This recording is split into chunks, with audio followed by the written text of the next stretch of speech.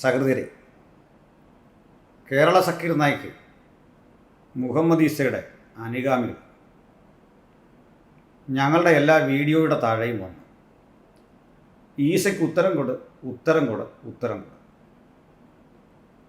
വീണ്ടും club house ചർച്ചകളുടെ താഴെ വന്നിട്ട് ഈസയ്ക്ക് ഉത്തരം വന്നില്ല. അങ്ങനെ ഈ ഊന്ന് തന്നെ പറഞ്ഞ് ഇവരുടെ മുഖം വല്ലാതെ കോടുകയാണ്. ഇവരേത് ലോകത്താണ് ജീവിക്കുന്നത്? ഞാൻ ഉത്തരം കൃത്യം കൊടുത്തു. 3 ചോദ്യത്തിനും ഉത്തരം കൊടുത്തു. പക്ഷെ ഉത്തരം തൃപ്തിയായില്ലെന്നാണെങ്കിൽ അത് പരിശോധിക്കാം. ഞാനെൻ്റെ ഉത്തരം കൊടുത്തിട്ടുണ്ട്, നിങ്ങളത് കാണുക. ഇനി എൻ്റെ ഉത്തരത്തിലൂടെ മറ്റൊരു ചോദ്യം അദ്ദേഹത്തിന് ഉരുത്തിരിഞ്ഞ് വന്നിട്ടുണ്ടെങ്കിൽ അതിനൊരു ഉത്തരം വേണമെങ്കിൽ പറയാം. പക്ഷെ കുഴപ്പമെന്ന് അറിയോ, പിന്നൊരു ചോദ്യം ചോദിക്കും. അദ്ദേഹത്തിൻ്റെ തന്ത്രമേ അതാണ്. തൽക്കാലം മുഹമ്മദിൽ നിന്നും, ഇസ്ലാമിൻ്റെ അബദ്ധങ്ങളിൽ നിന്നും, ഖുറാൻ്റെ വൈരുദ്ധ്യങ്ങളിൽ നിന്നും നിങ്ങളുടെ ശ്രദ്ധ തിരിക്കാനുള്ള ഒരു തന്ത്രമാണ് ഈ മനുഷ്യൻ മുമ്പോട്ട് വച്ചിട്ടുള്ളത്. ഇതിനകം ഞങ്ങൾ ഉന്നയിച്ച ഒരു ചോദ്യത്തിനും നാളിതുവരെ മറുപടി പറഞ്ഞിട്ടില്ല. അത് നിങ്ങളുണ്ടെങ്കിൽ എനിക്കൊരു ലിങ്ക് ഇട്ട് തരാം. ചോദ്യം ഞാൻ ഉന്നയിച്ചത് ആവർത്തിക്കും, വർഷങ്ങളായി. 1. മാനവരിൽ മഹോന്നതിൽ നിന്ന് മനുഷ്യരാശിയെ അനുകരിക്കേണ്ട 10 ഗുണങ്ങൾ ജീവിതത്തിൽ എന്ന് പറയണം, ക്ലാസ് എടുത്ത കാര്യമല്ല. യഹൂദൻ്റെ ശവം പോയപ്പോൾ എഴുന്നേറ്റ് നിൽക്കാൻ പഠിപ്പിച്ചെന്നോ, അതല്ലെങ്കിൽ ഉറുമ്പിഴഞ്ഞു പോയപ്പോൾ തീയിടരുത് എന്ന് പറഞ്ഞതോ, ഇതൊന്നുമല്ല കേൾക്കേണ്ടത്. മനുഷ്യരാശി കൃത്യതയോടെ അനുകരിക്കാൻ പറ്റിയ, മുഹമ്മദ് ഈസയ്ക്കും എനിക്കും ഒക്കെ അനുകരിക്കാൻ പറ്റിയ 10 കാര്യങ്ങൾ അദ്ദേഹത്തിൻ്റെ ധാർമ്മിക ജീവിതത്തിൽ നിന്ന് ഒന്ന് പഠിപ്പിക്കണം. സ്വകാര്യ ജീവിതത്തിൻ്റെ ഏത് മേഖലകളിൽ നിന്നും ഒന്ന് പറഞ്ഞു തരണം. മുഹമ്മദ് ഈസ എന്നല്ല ഒരുത്തനും നിങ്ങൾക്കിടയിൽ മറുപടി പറയാൻ ശക്തരായിട്ടില്ല എന്ന് തെളിയിക്കപ്പെട്ടിട്ടുണ്ട്. 2. ബൈബിളിനെ കുറിച്ചുള്ള ഖുർആൻ്റെ നിലപാട് വ്യക്തമാക്കണം. ഖുർആൻ അധിഷ്ഠിതമായി കൃത്യം പറയണം. ഞങ്ങളുടെ പക്കൽ നിന്നുള്ള ഈ ബൈബിൾ തന്നെയാണോ മുഹമ്മദ് കണ്ടത്? അദ്ദേഹം ഇത് വായിച്ചിട്ടുണ്ടോ? വായിച്ചിട്ട് നിങ്ങൾക്കുള്ള അഭിപ്രായ വ്യത്യാസം മുഹമ്മദ് അവതരിപ്പിച്ചിട്ടുണ്ടോ? അല്ലാഹ് പറഞ്ഞിട്ടുണ്ടോ? ഉണ്ടെങ്കിൽ എവിടെ? 3. നിങ്ങൾ വിമർശിക്കുന്ന ഈ ബൈബിളിൽ നിന്ന് നിങ്ങൾ തന്നെ പറയുന്നു മുഹമ്മദിനെ കുറിച്ച് ബൈബിളിലുണ്ട്. ഉണ്ടെങ്കിൽ അത് മുഹമ്മദ് പറഞ്ഞിട്ടുണ്ടോ? അല്ലാഹ് പറഞ്ഞിട്ടുണ്ടോ? നിങ്ങളുടെ സങ്കല്പമാണ്. അടുത്തത്, നിങ്ങൾ പറയുന്നു മുഹമ്മദിൻ്റെ പാത യേശുവിൻ്റെയും ഒരേ പാതയാണെങ്കിൽ യേശുവിൻ്റെ പാത എന്ന രൂപേണ നിങ്ങൾ കണ്ടുപിടിച്ച കാര്യങ്ങൾ എവിടെ നിന്ന്? ആ കണ്ടുപിടിച്ച കാര്യങ്ങൾ സുവിശേഷ ഗ്രന്ഥങ്ങളിൽ നിന്നാണെങ്കിൽ അത് സുവിശേഷങ്ങളായി നിങ്ങൾ കാണുന്നുണ്ട്. അടുത്ത ചോദ്യം, പൗലോസ് എന്ന ദൈവവൃത്തിനെക്കുറിച്ച് അദ്ദേഹം വ്യാജം പറഞ്ഞെന്നും ചരിത്രത്തിൻ്റെ ഗതിയെ തിരിച്ചുവിട്ടെന്നും, അതായത് അപ്പോസ്തോലിക പഠനങ്ങൾക്ക് പുറത്തിറങ്ങിപ്പോയെന്നും ഒരു അഭിപ്രായം എവിടെങ്കിലും മുഹമ്മദോ അല്ലാഹുവോ ഉന്നയിച്ചിട്ടുണ്ടോ? ഈ ഉത്തരം വന്നില്ല എന്ന് പറയുന്ന ആളുകൾ, ഒരാളെങ്കിലും ഇതിന് ഉത്തരം പറയാൻ പ്രാപ്തിയുള്ളവനെ കൊണ്ടുവരാൻ ഞാൻ പറഞ്ഞിട്ട് കാലമെത്രയായി? നിങ്ങളാരെങ്കിലും വന്നോ? നിങ്ങൾക്ക് കഴിയില്ല. എന്നോട് ചോദിച്ച 3 ചോദ്യങ്ങൾക്ക് ഞാൻ ഉത്തരം പറഞ്ഞു. ചോദ്യം എന്തൊക്കെയായിരുന്നു? 1, പഴയ നിയമത്തിൽ പറയുന്ന യഹോവയും യേശു ക്രിസ്തു ഒരാളാണ്. ഉത്തരം പറഞ്ഞ് വീഡിയോയിൽ കിടപ്പുണ്ട്. 2, യെറുസലേമിലെ ക്രിസ്ത്യാനിറ്റിയും പൗലോസും ഒരേ രൂപത്തിലായിരുന്നോ ചിന്തിച്ചത്? പൗലോസ് പത്രോസുമൊക്കെ എടുത്ത നിലപാടിൽ നിന്ന് വിഭിന്നമായിരുന്നു. ഉത്തരം പറഞ്ഞു, അവിടെ കിടപ്പുണ്ട്. 3, സർവശക്തൻ എന്ന് പറയുന്ന പ്രയോഗം പിതാവിനും പുത്രനും പരിശുദ്ധാത്മാവിനും യോജിക്കുമെങ്കിൽ 3 സർവശക്തന്മാരുണ്ട്. ഉത്തരം പറഞ്ഞു. ഉത്തരത്തിനുള്ളിൽ നിന്ന് ഉരുത്തിരിയുന്ന പുതിയൊരു ചോദ്യമുണ്ടെങ്കിൽ അതിനാണ് പറയുന്നത് ധൈര്യസമേതം നിങ്ങളെ അഭിമുഖമായ ഒരു ചർച്ചയ്ക്ക് വരാൻ. മുഹമ്മദ് ഈസ എന്നല്ല, അങ്ങയുടെ തലതൊട്ടപ്പനായ MM അക്ബർക്ക് അതിന് നട്ടലില്ലെന്ന് തെളിയിക്കപ്പെട്ടു.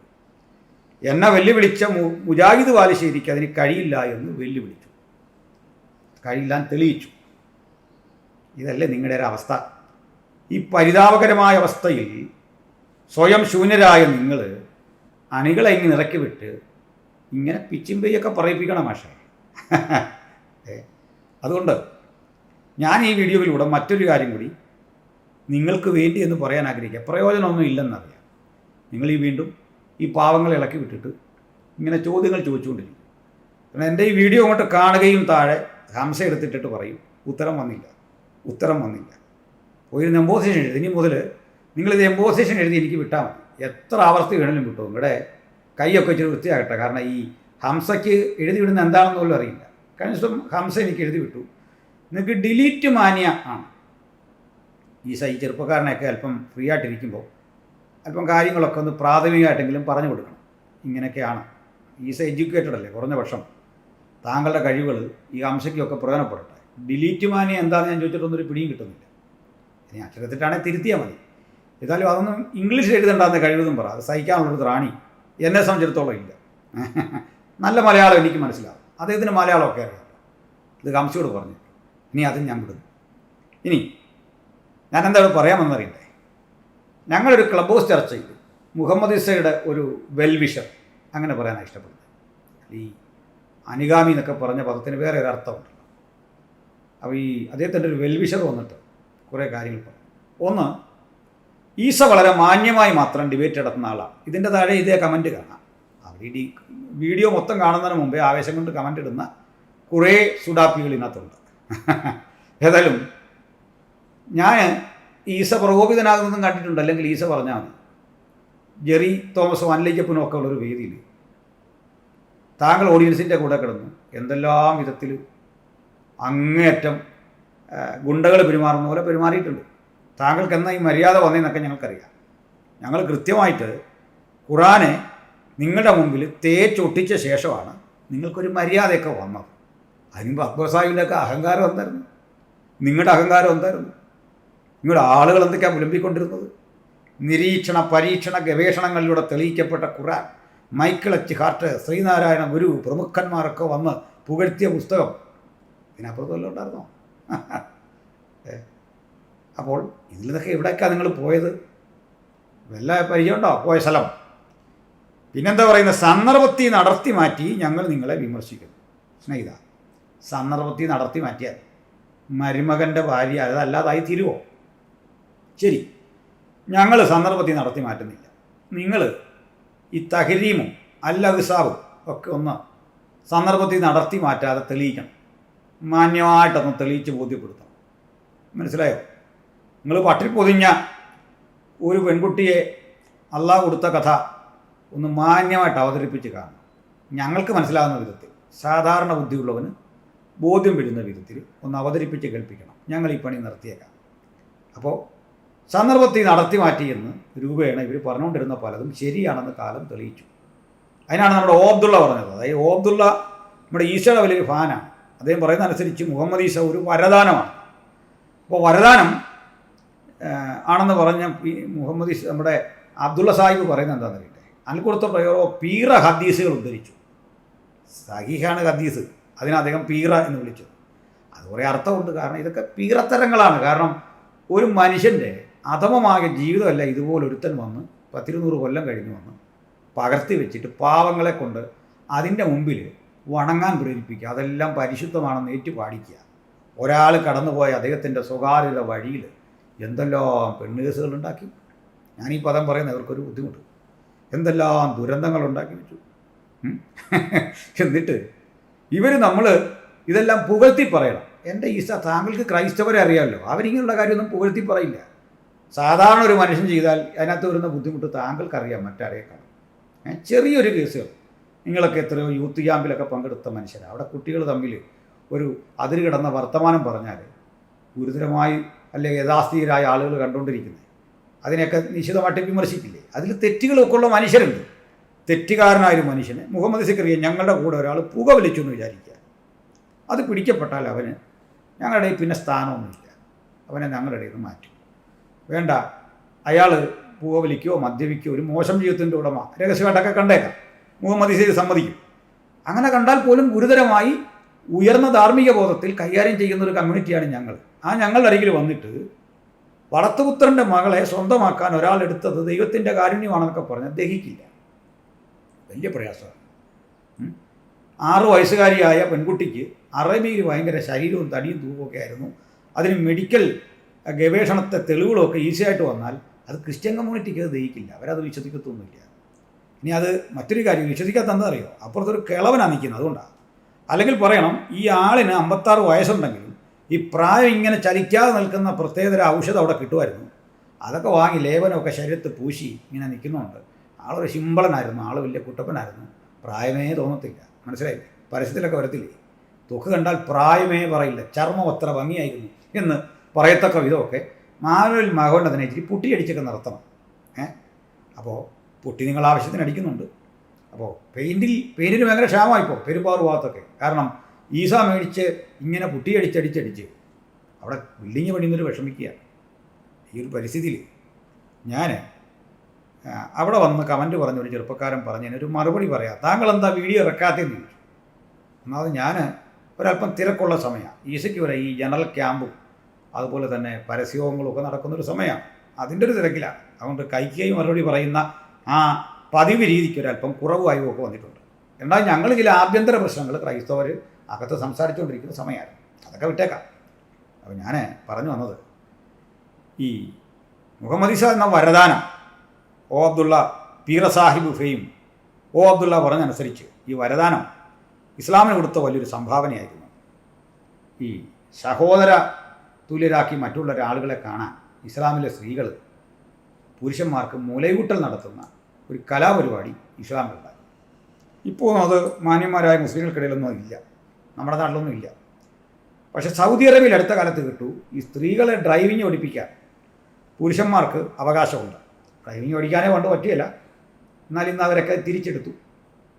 അപ്പോൾ ഈ ഡ്രൈവിംഗ് പഠിപ്പിക്കാൻ വരുമ്പോൾ ഈ ഡ്രൈവറെ സഹോദരനാക്കാൻ വേണ്ടി ഈ സ്ത്രീയെ അല്പം മുലപ്പാൽ കൊടുത്താൽ മതി. അപ്പോൾ അത് സഹോദരനായി കഴിഞ്ഞാൽ പിന്നെ കല്യാണമൊന്നും നടക്കുകയില്ല. അതുകൊണ്ട് വിശ്വസിക്കാം. ഇതാണ് സൗദി ഭരണകൂടം നടത്തിയിട്ടുള്ള പുതിയൊരു ഭരണ പരിഷ്കാരം. ഇനിവേ എന്തെങ്കിലും ആയിക്കോട്ടെ, ഈ ഈസ പറയുന്നത് ഈ ബ്രസ്റ്റ് ഫീഡിങ് നമ്മളാരും ഉദ്ദേശിക്കുന്ന തരത്തിലല്ല നടത്തുന്നത്. മറിച്ച് അത് നേരെ പണ്ട് നമ്മുടെ കണ്ണിലൊക്കെ ലേപനം ഒഴിക്കാൻ ചെയ്യുന്ന പോലെ മരുന്നൊക്കെ ആയിട്ട് മനുഷ്യരങ്ങനെ ഉപയോഗിച്ചല്ലോ, ഇതേപോലെ ഒരു സ്പൂൺ ഉപയോഗിച്ചാണ് ഈ പണി ചെയ്യുന്നത്. അതിന് അദ്ദേഹം കുറേ തെളിവുകളും വാദങ്ങളും ഒക്കെ ആയിട്ട് വന്നു. അവസാനം ഈ വീഡിയോ എനിക്കും ഷെയർ ചെയ്തു. അപ്പം ഞാൻ ആ തർക്കത്തിനൊടുവിൽ പറഞ്ഞു, ആകട്ടെ, അങ്ങനെ സ്പൂൺ ഉണ്ടെങ്കിൽ എനിക്കെന്ത് തടസ്സം, അത്രയും നല്ലത്. മറ്റൊന്നുകൂടി ഞാൻ പറഞ്ഞിരുന്നു, അതിപ്പോൾ സ്പൂൺ ഉണ്ടെങ്കിൽ ഇപ്പോൾ നിങ്ങൾ ഈ സ്പൂൺ വെച്ചാണോ പ്രാക്ടീസ് ചെയ്യുന്നതെന്ന് പറഞ്ഞാൽ പ്രശ്നം തീർന്നു. അതിനോട്ട് മറുപടി വന്നിട്ടുമില്ല. ഇനി അതുകൊണ്ട് അത് ഞാൻ വിടുന്നു. ഇനി ഞാൻ ഒന്നുകൂടി അത് ചേർത്ത് പറഞ്ഞു, ഇനി സ്പൂണല്ല അണ്ട ഉപയോഗിച്ചുകൊണ്ടാണ് ഇത്തരം കലാപരിപാടി നിങ്ങൾ ചെയ്തതെന്ന് പറഞ്ഞാൽ ഞങ്ങൾക്കെന്ത് പരിഭവം, ഞങ്ങൾക്കൊരു പ്രശ്നം അക്കാര്യത്തിലില്ല. അപ്പോൾ അതുകൊണ്ട് ഇവിടെ ഇദ്ദേഹം പറഞ്ഞതിനകത്തൊരു വാസ്തവമില്ല എന്ന് ഞാൻ വളരെ കൃത്യമായി ബോധ്യപ്പെടുത്തിയിട്ടുള്ള കാര്യമാണ്. അത് ആ വന്ന് ചോദിച്ച ചെറുപ്പക്കാരന് വേണ്ടി വീണ്ടും ഒരു തെളിവ് നിങ്ങൾക്ക് തരികയാണ്. മാത്രമല്ല, പുതുതായി ഇത്തരം വീഡിയോ കാണുന്ന ആളുകളുണ്ട്. ഞങ്ങൾ ഏതാണ്ട് ഇതൊക്കെ നിർത്തിപ്പോയതാണ്. അപ്പോഴാണ് ഈസ ഇടയ്ക്കിടയ്ക്ക് ഇങ്ങനെ താൻ ജീവിച്ചിരിക്കും തെളിയിക്കാൻ ഒരു വീഡിയോ ഇടും. അപ്പോൾ അതിന് ഞാനൊരു മറുപടി കൊടുക്കും. അപ്പോഴാണ് നമ്മുടെ അനിൽ മുഹമ്മദ് എന്ന അവതാരം വന്നിട്ട് പറയുന്നത്, ഈസ ഗൾഫിന് പോയി എന്ന് ഞാൻ ഓർത്തു, ആ ഒഴിവിൽ ചെയ്തതാണ്. ഈസയ്ക്ക് നല്ലൊരു സ്വീകാര്യതയുണ്ട് കേട്ടോ. ഈസ അങ്ങൊരു വലിയ മഹാരഥനായിട്ട്, ഇനി മുഹമ്മദ് ഈസ എന്നുള്ള ബ്രാക്കറ്റ് റാ എന്നുള്ള ചേർത്ത് വിളിക്കണം കേട്ടോ, അതാണ് ഭംഗി. ഓക്കെ, അപ്പം മുഹമ്മദ് ഈസ റാ അങ്ങ് കേട്ടുകൊള്ളുക. ഈ അങ്ങയുടെ പ്രവാചകൻ്റെ ഒരു തമാശ, ഈ തമാശയ്ക്കുമ്പോൾ ഒരു കാര്യമുണ്ട്. ഈ പ്രവാചകൻ ചിരിക്കുന്നുണ്ട്. ഈ ആയിഷ വന്നിട്ട് ഒരു കാര്യം പറയും. സഹല ബിന്ദു സുഹൈൽ മുലകുടിയുമായി ബന്ധപ്പെട്ട് പറയുന്ന ഒരു കാര്യമാണ്. അവിടെ പ്രവാചകൻ ഇരുത്തം വന്ന ഒരു പ്രത്യേക ചിരിയുണ്ട്. ഇതേ ഇളിഫ്യച്ചിരി നിങ്ങൾക്ക് കേൾക്കണമെന്നുണ്ടെങ്കിൽ ഞാനത് കേൾപ്പിച്ചു തരാം. കേട്ടോ, അതാ ഇങ്ങനെ ഇരിക്കും ഈ മുഹമ്മദ് അന്ന് ചിരിച്ച ചിരി. കേട്ടോ, എന്താണ് സംഭവം എന്ന് പരിശോധിക്കാം. മഹതിയായ സഹല ബിൻത് സുഹൈൽ റളിയല്ലാഹു അൻഹ ഒരിക്കൽ നബി തങ്ങളുടെ അടുത്തേക്ക് കടന്നു വന്നു. എന്നിട്ട് പറഞ്ഞു, നബിയെ, സാലിം റളിയല്ലാഹു അൻഹു, സാലിം എന്റെ അടുത്തേക്ക് കടന്നു വരുമ്പോൾ അതെന്റെ ഭർത്താവാകുന്ന അബൂ ഹുദൈഫയ്ക്ക് വിഷമം ഉണ്ടാക്കുന്നുണ്ട്. സാലിം വലിയൊരു മനുഷ്യനാണ്, അബൂ ഹുദൈഫയോടൊപ്പം സദാസമയം ഉണ്ടാകുന്ന ഒരാളാണ്, മഹാനവറുകളുടെ ഭർത്താവിന്റെ മൗലയാണ്, മോചിപ്പിക്കപ്പെട്ട അടിമയാണ്. അപ്പൊ ഇങ്ങനെയുള്ള ഒരു വ്യക്തി എന്റെ അടുത്തേക്ക് കടന്നു വരുമ്പോൾ അത് ഭർത്താവിന് അതൊരു വിഷമം ഉണ്ടാക്കുന്നുണ്ട് നബിയെ. ആ സമയത്ത് നബി തങ്ങൾ പറഞ്ഞു, നീ അവന് മുല കൊടുക്ക്, സാലിം റളിയല്ലാഹു അൻഹു നീ മുല കൊടുക്ക്. അങ്ങനെ നീ മുല കൊടുത്താൽ നിങ്ങൾക്കിടയിൽ മാതാവും മകനും എന്നുള്ള ഒരു ബന്ധം സ്ഥിരപ്പെടും. അപ്പൊ ആ ബന്ധം സ്ഥിരപ്പെടുന്നതോടുകൂടെ നിങ്ങൾക്കിടയിൽ ആ ഒരു പ്രശ്നം ഉണ്ടാവില്ല എന്നുള്ള അർത്ഥത്തിലാണ് നബി തങ്ങൾ പറഞ്ഞു കൊടുക്കുന്നത്. അങ്ങനെ മുലയൂട്ടി ആ പ്രശ്നം അവിടെ അവസാനിക്കുകയും ചെയ്തു. ഇതാണ് സഹീഹ് മുസ്ലിം റിപ്പോർട്ട് ചെയ്യുന്ന ഹദീസ്. അപ്പോൾ ഈ മഹദി ചോദിക്കുന്നുമുണ്ട്, നബിയെ അത് വലിയ പുരുഷനല്ലേ, വഹുവ റജുലുൻ കബീർ കൈഫ റുമിയഹു, ഞാൻ എങ്ങനെയാ മുലയൂട്ടുക, വഹുവ റജുലുൻ കബീർ, വലിയൊരു മനുഷ്യനല്ലേ നബിയെ. ഫതബസ്സമ റസൂലുള്ളാഹി സ്വല്ലല്ലാഹു അലൈഹി വസല്ലം തങ്ങൾ ഒന്ന് ചിരിച്ചുകൊണ്ട് പറഞ്ഞു, ഖദ് അലിംതു അന്നഹു റജുലുൻ കബീർ, അത് വലിയ മനുഷ്യനാണെന്നൊക്കെ എനിക്കറിയാമെന്ന് ചിരിച്ചുകൊണ്ട് ഹബീബ് മുഹമ്മദ് മുസ്തഫ സ്വല്ലല്ലാഹു അലൈഹി വസല്ലം തങ്ങൾ പറഞ്ഞു എന്ന്. ശരി. അപ്പോൾ ഈ സന്ദർഭം നിങ്ങൾ ആദ്യം കേൾക്കുന്നവർക്ക് മനസ്സിലാകത്തില്ല. ഞാൻ വെറുതെ പരിഹസിക്കാൻ, ഇത് പരിഹാസമല്ല, ആസിറ്റീസ് പറയുന്നതേ ഉള്ളൂ. പിന്നെ ഒരു മനുഷ്യൻ പറയുമ്പോൾ അതിൻ്റേതായ ഒരു ശൈലി വരുമല്ലോ. ഇപ്പോൾ ഞങ്ങൾ യേശുവിൻ്റെ ക്രൂശീകരണം പറയുമ്പോൾ ചിരിച്ചുകൊണ്ടല്ല അത് പറയുന്നത്, അതിൻ്റെ ഒരു ഭാവമുണ്ട്. എന്ന് പറഞ്ഞാൽ ഇത്ര കോമഡി പറയുമ്പോൾ നമുക്ക് പിന്നെ എന്ത് ഫേസ് വേണമെന്ന് നിങ്ങൾ ഈ പറയുന്നത്? അത് പിന്നെ എങ്ങനെ പറയണം?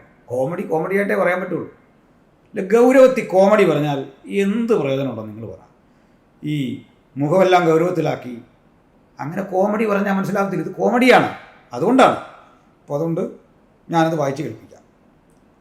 ആദ്യം നമുക്ക് ആ ഡിസ്പ്ലേ ഒന്ന് കണ്ടു കളയാം. ഇത് ഞാലിക്കുടത്തോട്ടം എവിടുന്നെങ്കിലും സന്ദർഭത്തിൽ നടത്തി മാറ്റുന്നതാണോ എന്നറിയാം. നമുക്കൊന്ന് പോകാം. സുനൻ അൻ Nasai, the book of marriage, 33:20 Sunan അൻ നസായി. ഈ ഹദീസ് ഗ്രേഡഡാണ്, സഹീഹാണ്. ഇതിൻ്റെ English translation volley number 4, book number 26, ഹദീസ് നമ്പർ 3321 ട്രാൻസ്ലേഷൻ വരുന്നത്. ശരി, ഞാൻ അതൊന്നുകൂടി ഉദ്ധരിക്കുന്നു. Sahla ബിന്ത് Suhail came to messenger of Allah and said, I see displeasure in the face of Abu Hudayfa when Salim engages upon me. The messenger of Allah says, breastfeed him. She said, how can I breastfeed him when he is a grown man? He said, don't I know that he is a grown man?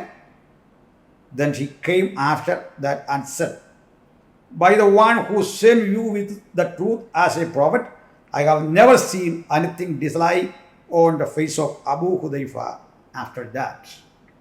താഴെ അറബിയിലൊക്കെ ചേർത്തിട്ടുണ്ട്. എന്താ അതിൻ്റെ അർത്ഥമെന്ന് നിങ്ങൾക്കറിയാം. എങ്കിലും അത്ര English പരിജ്ഞാനമില്ലാത്ത എന്നെപ്പോലെയുള്ള സാധാരണ മനുഷ്യർക്ക് വേണ്ടി ഞാനതൊന്ന് പരിഭാഷ ചെയ്യാം.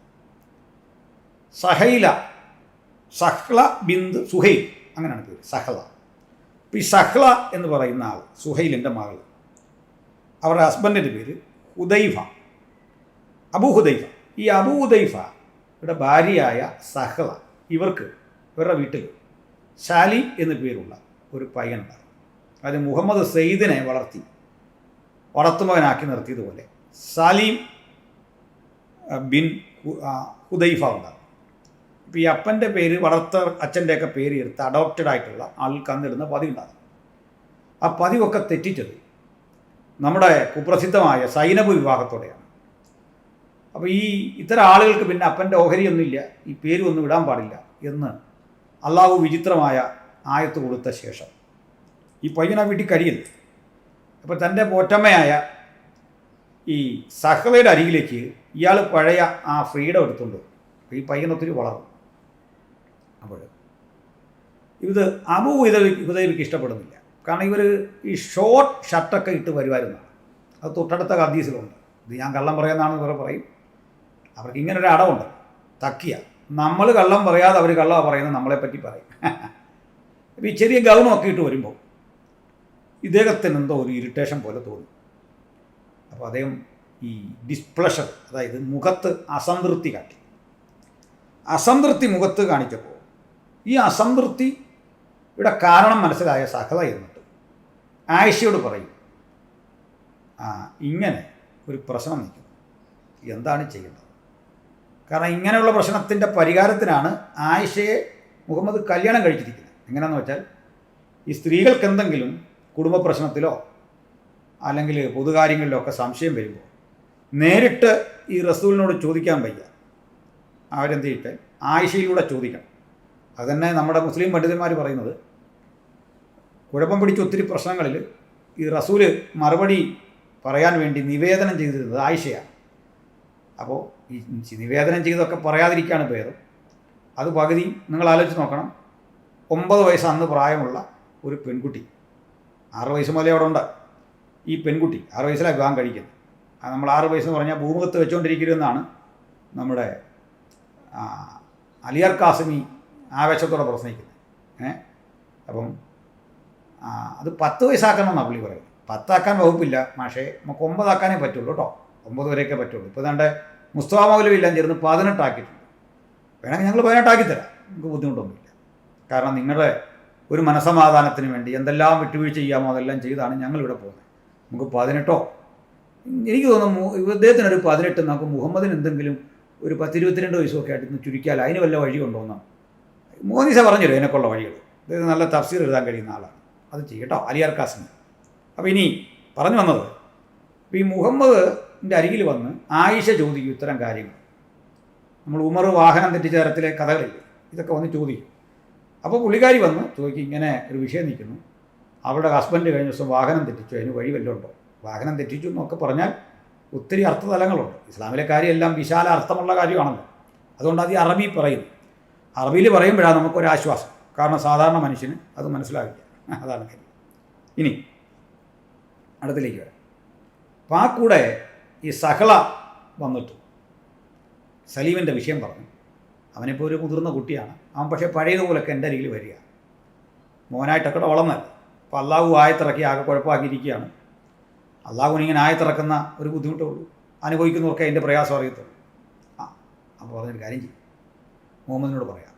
ഇപ്പോൾ മുഹമ്മദിൻ്റെ അരികിൽ ആയിഷ വന്ന് പറയുമ്പോൾ പറയും, അതേ അവളോട് പറ, അവന് മുല കുടിക്കാൻ കൊടുക്കുക, ബ്രസ്റ്റ് ഫീഡ് ചെയ്യുക എന്ന് പറയും. അപ്പോൾ ഇത് എന്ന് സഹളയോട് പറയും. അപ്പോൾ സഹള പറയും, അയ്യോ അവൻ ഒരു മുതിർന്ന മനുഷ്യനായില്ലേ, പ്രായമായില്ലേ, അതെങ്ങനെ? ഇത് ചെന്നിട്ട് ആയിഷ മുഹമ്മദിനോട് പറയും. മുഹമ്മദ് ഒന്ന് ചിരിക്കും. അതാണ് മുമ്പ് നമ്മുടെ അനിൽ മുഹമ്മദ് ചിരിക്കുന്നവരുള്ള ചിരി. എനിക്കൊന്ന് ഇങ്ങനെയുള്ള വിടലച്ചിരികൾ ഇങ്ങനെ പിറക്കുന്നു, ഏതാണ്ടെല്ലാം അർത്ഥം വെച്ച് ഒരു ചിരി. ഇതെനിക്കറിയത്തില്ലേ? എനിക്കറിയാം. ആദ്യം പറയുന്ന കേൾക്കിച്ചില്ലേ, ഓ അള്ളാൻ്റെ റസൂല് പറഞ്ഞ കാര്യമല്ലേ.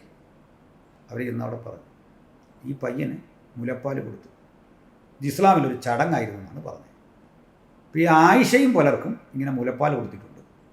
അപ്പോൾ അതിൻ്റെ വിശദാംശം ഞാൻ പിന്നാലെ തരാം. ഒപ്പം മുഹമ്മദിൻ്റെ മറ്റു ചില ഭാര്യമാരെ ഇതേ കാര്യത്തിന് നിർബന്ധിക്കുമ്പോൾ അവരിതിനൊട്ട് തയ്യാറാകത്തുമില്ല. അള്ളാൻ്റെ റസൂലിൻ്റെ അടവൊന്നും അവരെടുത്ത് നടന്നില്ല. അതുകൂടി ഞാൻ നിങ്ങളെ ഒന്ന് കേൾപ്പിച്ചു തരാം.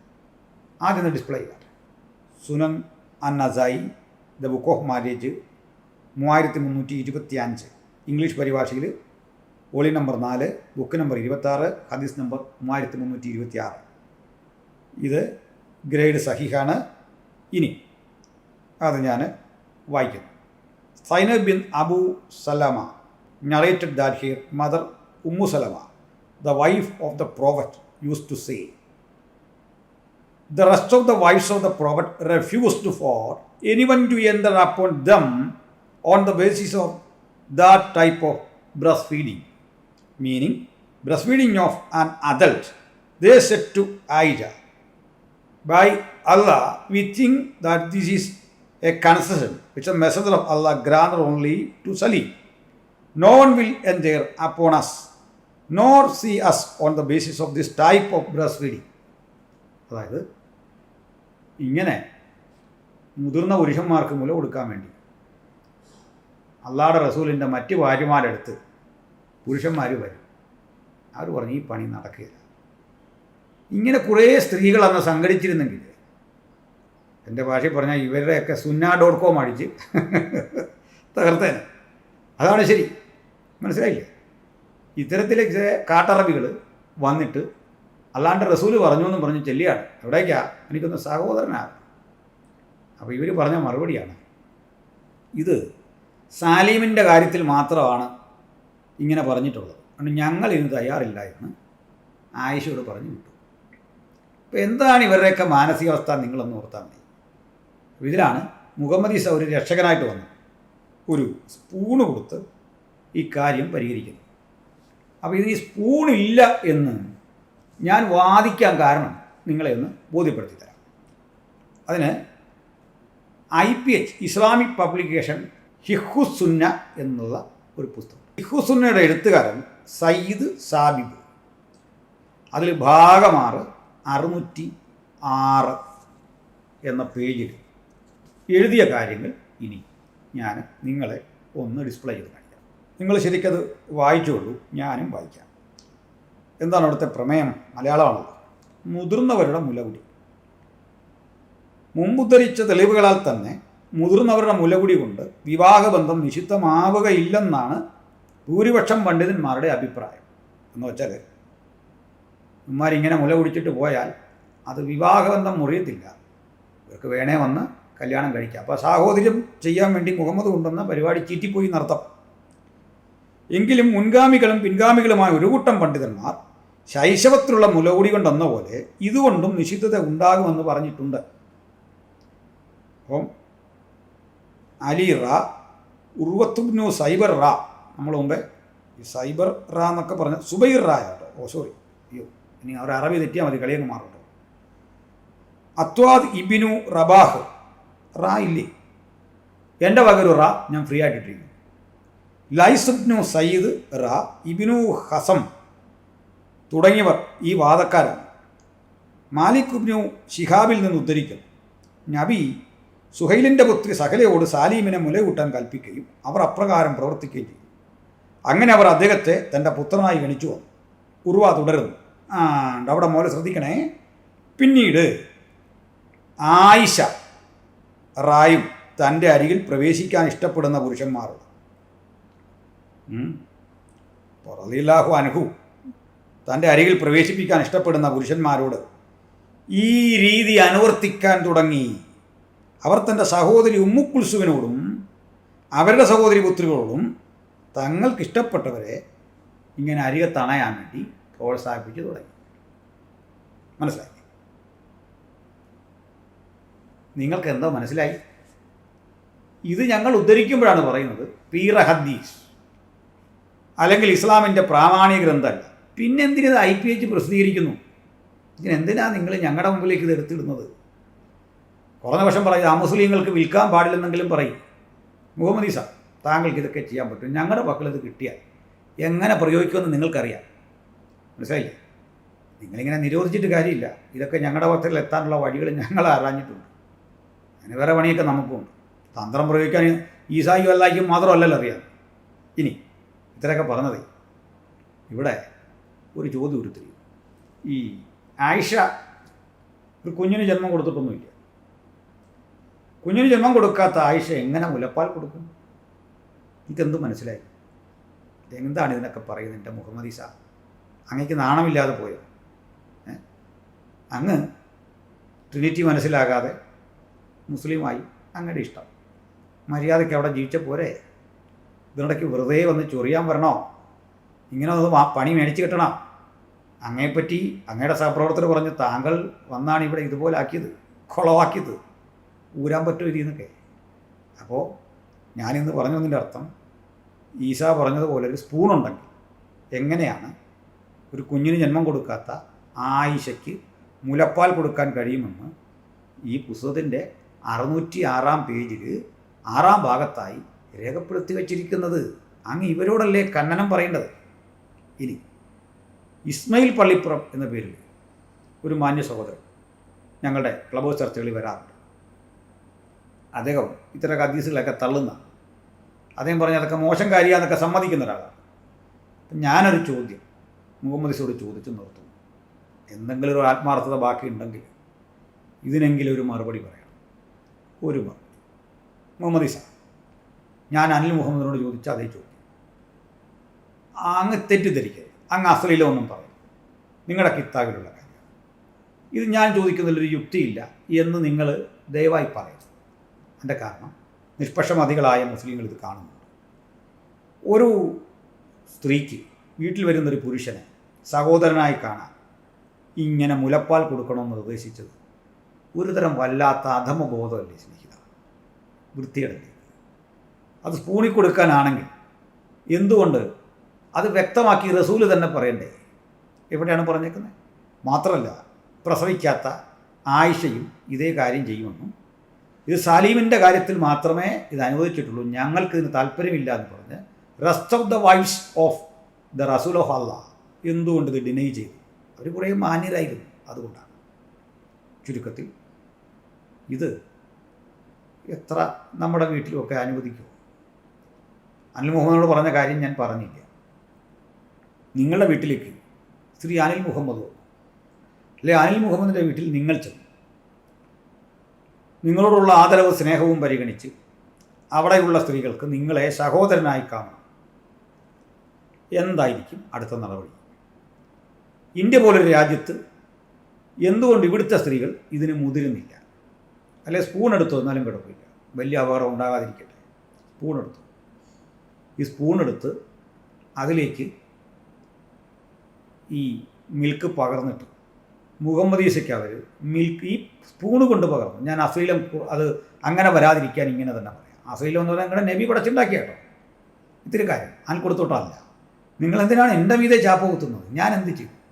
നിങ്ങൾ മനോരമ പത്രം വായിക്കുക, ആ പത്രത്തിൽ ഒരു ദുഷ്ടകൃത്യം കണ്ടത് വായിച്ചു പോയാൽ അത് എങ്ങനെയാണ് വായിക്കുന്നവൻ്റെയോ എഴുത്തുകാരൻ്റെയോ കുറ്റമാകുന്നത്? അതുകൊണ്ട് ചോദിക്കുകയാണ്, സ്നേഹിത, നിങ്ങളവിടെ ചെന്നു ഇങ്ങനെ തന്നാൽ നിങ്ങൾ സ്വീകരിക്കുമോ? നിങ്ങൾ നിങ്ങളുടെ വീട്ടിലിരിക്കുന്ന സ്ത്രീകളെ കൊണ്ട് ഒരു സ്പൂൺ എടുപ്പിച്ച് ഇതേ പണി ചെയ്യുമോ? അത് ചെയ്യുന്നു എന്ന് കണ്ടാൽ വിലക്കുമോ? ഒരു പുരുഷൻ ഇത് വാങ്ങി കുടിക്കുന്ന കണ്ടാൽ, അങ്ങനെ നിൽക്കുന്ന കണ്ടാൽ നിങ്ങൾ പ്രോത്സാഹിപ്പിക്കുമോ? ഇല്ലെങ്കിൽ നിങ്ങൾ അമുസ്ലിമാവില്ലേ? ഈ മുഹമ്മദിൻ്റെ ചര്യക്കെതിരെ ഒരു വാക്ക് സംസാരിക്കാൻ നിങ്ങൾക്ക് സാധിക്കുമോ? നിങ്ങളിത് ചെയ്തിട്ടില്ലേ ആജീവനാന്തം? ഇത് ചെയ്തില്ല എങ്കിൽ നിങ്ങളെങ്ങനെ നിങ്ങളുടെ കൂടപ്പിറപ്പല്ലാത്ത സഹോദരിമാരായി കാണും? ഞാൻ മനസ്സിലാക്കുന്നു, നിങ്ങളുടെ സ്വന്തം സഹോദരിമാർ നിങ്ങളുമായി ഇന്ന് ആ ബന്ധമല്ല. എത്ര പറഞ്ഞാൽ ഇതെനിക്കറിയാം, ആ ബന്ധമല്ല. എങ്കിലും നിങ്ങളെ അവർ തള്ളിക്കളഞ്ഞിട്ടില്ല, അവർ നിങ്ങളെ സ്നേഹിക്കുന്നു, നിങ്ങൾ അവരെയും. എനിക്കതിൽ തർക്കമൊന്നുമില്ല. പക്ഷെ നിങ്ങൾക്ക് ചെന്ന ലോകത്ത് സഹോദരിമാരെ വേണ്ടേ? ആ സാഹോദര്യം ലഭിക്കാൻ എന്താണ് ഈ മുഹമ്മദ് പഠിപ്പിച്ചത്? ഇക്കാര്യമില്ലാതെ മുഹമ്മദ് ഈസയ്ക്ക് എങ്ങനെ സഹോദരിമാരുണ്ടാകും ഇസ്ലാമി ലോകത്ത്? ഇനി ഇതിനു വേണ്ടി മുഹമ്മദ് ഈസ ചെന്നിട്ട് നമ്മുടെ ഹംസയുടെ വീട്ടിലോ, എനിക്ക് അദ്ദേഹത്തെ പരിചയം, ഹംസ നിങ്ങളുടെ വീട്ടിലോ വന്ന് ഇങ്ങനെ സഹോദരനാകണമെന്ന് ആഗ്രഹിച്ചാൽ നിങ്ങൾ വിലക്കുമോ? എന്ത് ന്യായം കൊണ്ട് വിലക്കും? മനസ്സിലായോ? എന്നാ പറഞ്ഞത്? വെറുതെ ചൊറിയാൻ വരല്ലേ, വെറുതെ ഇരുന്നാൽ പോരെ. അനിൽ മുഹമ്മദ് പോലെ ആളും തരവും കണ്ട് കളിച്ചാൽ പോരെ. ഞാനെന്ന വ്യക്തിയല്ല, നിങ്ങൾക്ക് വിഷയത്തിൻ്റെ ഗൗരവം അറിയാം, അതാ പറഞ്ഞു. ഞാനെന്ന വ്യക്തിയെക്കുറിച്ചല്ല ആളും തരവും കണ്ട് കളിക്കാൻ പറഞ്ഞു. നിങ്ങൾ ബൈബിളിനുള്ളിൽ കളിക്കാനായിട്ടില്ല. ക്രിസ്തുവും അവിടുത്തെ മഹത്തര ചിന്തകളോടും അത് ഉയർത്തിയ ന്യായാന്യായങ്ങൾ സംബന്ധിച്ച വാദഗതികളോടും പിടിച്ചു നിൽക്കാൻ ത്രാണി നിങ്ങൾക്ക് പോരാ. അതിന് മുഹമ്മദ് വളർന്നിട്ടില്ല, മനസ്സിലായി? അതിന് വളർന്ന കുന്നിൻചെരിയിലെ ഈന്തപ്പനമാരൊന്നും ഞാൻ നീട്ടുന്നില്ല. അതുകൊണ്ട് നമുക്ക് യാഥാർത്ഥ്യബോധത്തോടെ കാര്യങ്ങളെ ചിന്തിക്കാം. ഈസ നമുക്കിനിയും കാണണം. ഞാൻ എത്ര തിരക്കിലും ഈസയ്ക്ക് മറുപടി പറയും. പിന്നെ ഉത്തരം വന്നില്ല എന്നുള്ള ജൽപ്പനങ്ങൾക്ക് മറുപടിയില്ല. അതിനൊറ്റ വഴിയുള്ളൂ, ഉത്തരം തരാം. മുഹമ്മദ് ഈസയ്ക്ക് ധൈര്യം ഉണ്ടെങ്കിൽ ഒരു ഡിബേറ്റിന് തയ്യാറാകും. ഡിലീറ്റ് മാനിയ എന്നൊന്നും പറയില്ലേ എൻ്റെ ഹംസേ. അതുകൊണ്ട് നിങ്ങൾക്ക് ആശയസംവാദത്തിൻ്റെ മറുചേരിയിൽ വന്ന് നിൽക്കാം. നിങ്ങൾ ഈ പതിവ് പോലെ കുറേ കണ്ടീഷനൊക്കെ എഴുതിക്കൊണ്ട് പോന്നാൽ മതി, അതിനൊന്നും കുഴപ്പമില്ല. ഞാനതൊന്നും അത്ര കണ്ട് നോക്കുന്ന ഒരാളൊന്നുമില്ല. നിങ്ങൾ എന്തെങ്കിലും എഴുതിക്കൊണ്ട് പോകും, ഞാൻ ഒപ്പിട്ട് തന്നേക്കാം. നമുക്ക് അപ്പുറത്തൊക്കെ ഇരുന്ന് ചർച്ച ചെയ്യാവുന്നേ. അല്ലെങ്കിൽ വേണ്ടെന്നേ, സോഷ്യൽ മീഡിയയിൽ ഏതെങ്കിലും പ്ലാറ്റ്ഫോമിലേക്ക് വാ, അതല്ലേ. അപ്പോൾ താങ്കളുടെ ആണികൾ മനസ്സിലാക്കട്ടെ. മുഖാമുഖം സംസാരിക്കുമ്പോൾ നിങ്ങളുടെ പെർഫോമൻസൊക്കെ ഒന്ന് കാണട്ടെ. നമ്മളിലേക്ക് കണ്ടാണ് ഹാരിസ് മദനി, നിങ്ങളെ ഞാനും നമ്മുടെ പ്രിയപ്പെട്ട സിജോയും ഒക്കെ ഇരുന്ന് ചർച്ച ചെയ്ത് നോക്കുന്നുണ്ടോ? ഒരു ബൈബിൾ വാക്യം പോലും ഉദ്ധരിക്കാതെ നിങ്ങൾ എന്തൊക്കെയോ പുലമ്പിപ്പോയി. ഹാരിസ് മദനിയായിട്ട് അടിച്ചു പിരിഞ്ഞു. MC അബ്ദുൽ നാസറിനെതിരെ വീഡിയോ ഇട്ടു. എന്തെല്ലാം ആയിരുന്നു പുകിൽ. എന്നിട്ടും നിങ്ങളുടെ അണികൾ സന്തോഷിച്ചു. എന്തൊരു പാപ്പരത്വം. പൈസ നമുക്ക് തൽക്കാലം നിർത്താം. കാണണം.